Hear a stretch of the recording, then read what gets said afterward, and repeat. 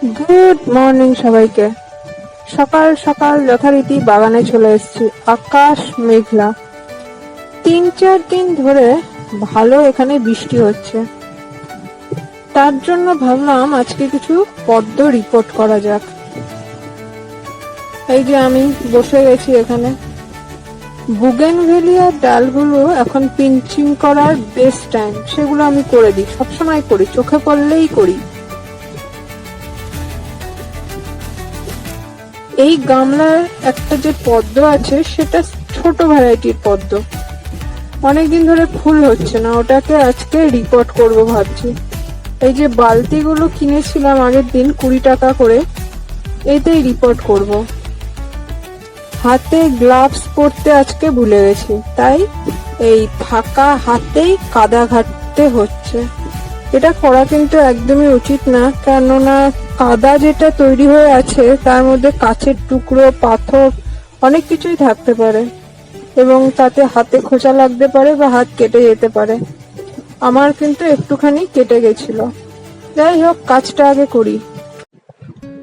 কচুর শাক, যে যাই বলুক আমার জন্ম এখানে, কিন্তু আমি 100% বাগান।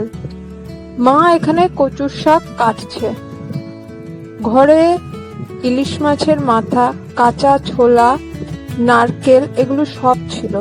তো এই সব কিছু থাকলে কচুর শাক ছাড়া আর কোনো কিছুর সাথে এই কম্বিনেশন যায় না, মানে মিস ইউজ হয়। তো অতএব কচুর শাক রান্না হবে। এই যে ইলিশ মাছের মাথা, এটা আগের থেকে ভাজা। একটু নুন আর অল্প হলুদ দিয়ে মা কচুর শাক সিদ্ধ করে রেখেছে আগের থেকে প্রেসার কুকারে। কাঁচা লঙ্কা লাগবে এর জন্য অবশ্যই। আর এই যে ভেজানো ছোলা, আগের দিন রাত্রে ভিজিয়ে রাখা হয়েছিল। এবার রান্না স্টার্ট হবে। কড়াই চাপানো হয়ে গেছে, এবার দেওয়া হচ্ছে সর্ষের তেল।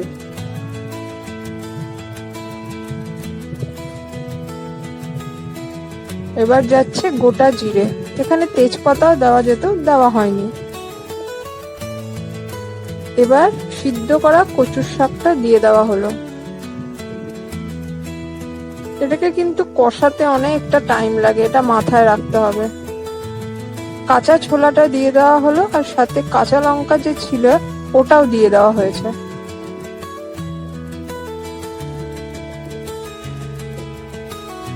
এবার যাচ্ছে জিরে গুঁড়ো, আর দিতে হবে অল্প হলুদ গুঁড়ো, নুন আর অল্প চিনি। নুন আগেই দেওয়া হয়েছিল, তাই এবার কিন্তু একটু কম দিতে হয়েছে। এটাকে কিন্তু ভালো করে কষাতে হয়। এই যে ইলিশ মাছের মাথা, এটাকে অল্প একটু ভেঙে নেওয়া হয়েছে, বেশি নয়।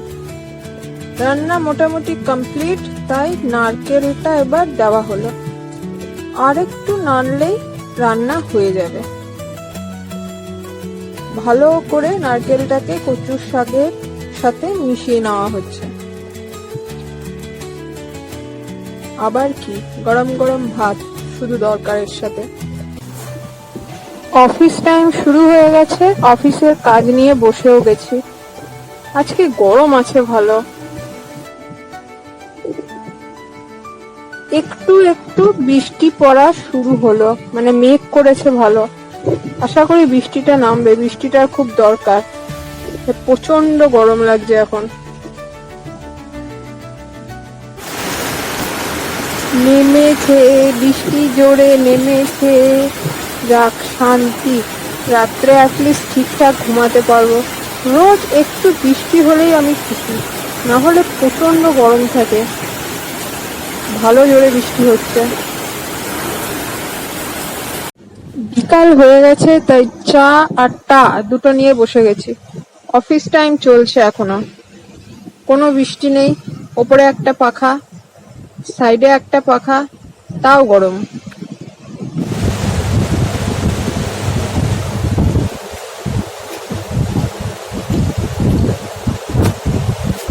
প্রচন্ড গরম, প্রচন্ড গরম।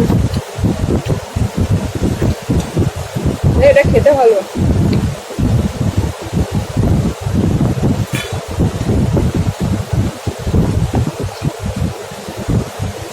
চা খাওয়া থামানো যাবে না, গরম হোক বৃষ্টি হোক যাই হোক, চা লাগবেই লাগবে বিকাল হয়ে গেলে। কাঁচা পেঁয়াজ আর তরকা নিয়ে বসেছি। তরকাটা কিন্তু আমি বানাইনি, এটা কেনা। মা এখানে ডিশ দিচ্ছে আর এই হচ্ছে হটপট, মানে রাত্রের খাবার প্রিপারেশন। এটা হচ্ছে রুমালি রুটি, এটাও কিন্তু আমার বানানো নয়, বাইরে থেকে কেনা। রুমালি রুটি আমি বানাতে পারি না, মানে চেষ্টা করেছিলাম আগে বানানোর, কিন্তু ঠিক মতো হয়নি।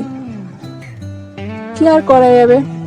এই যে এখানে মা রাত্রে কিছুটা শেজওয়ান চিকেন বেঁচেছিল, সেটা নিয়ে বসে গেছি রুটি দিয়ে খাবো বলে। রুটি দিয়ে কিন্তু এসব খেতে দারুণ লাগে, মানে স্পেশালি রুমালি রুটি বা তন্দুরি রুটি। মার রুমালি রুটি বেশি পছন্দ, আমার নান বেশি পছন্দ, কিন্তু আজকে রুমালি রুটি রয়েছে। তো একটু তরকা আর শেজওয়ান চিকেন এইসব দিয়ে রাত্রে ডিনার সারা হচ্ছে।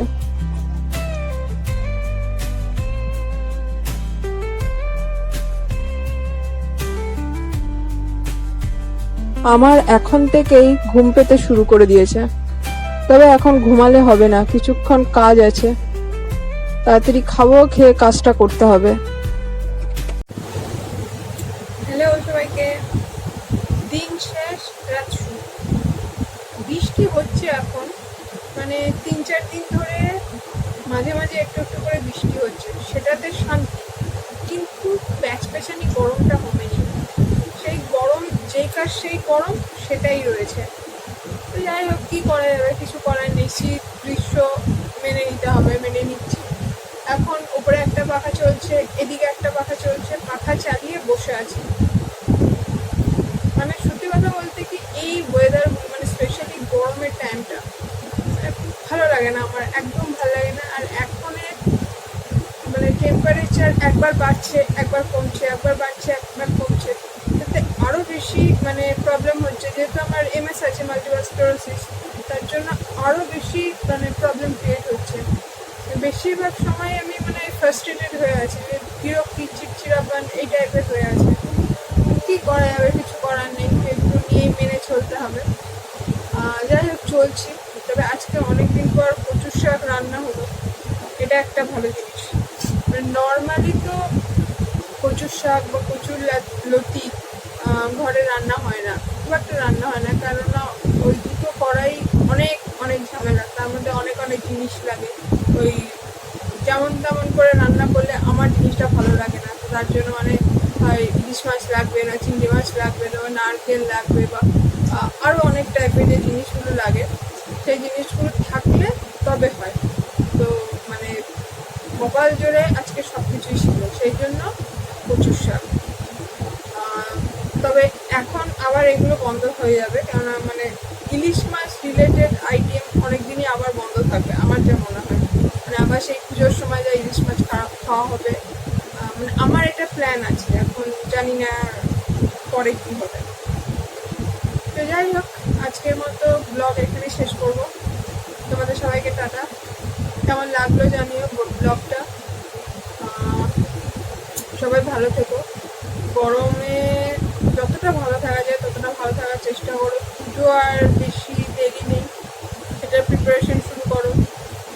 যাই হোক, এনজয় করো লাইফকে, এটাই মেন কথা। Bye bye.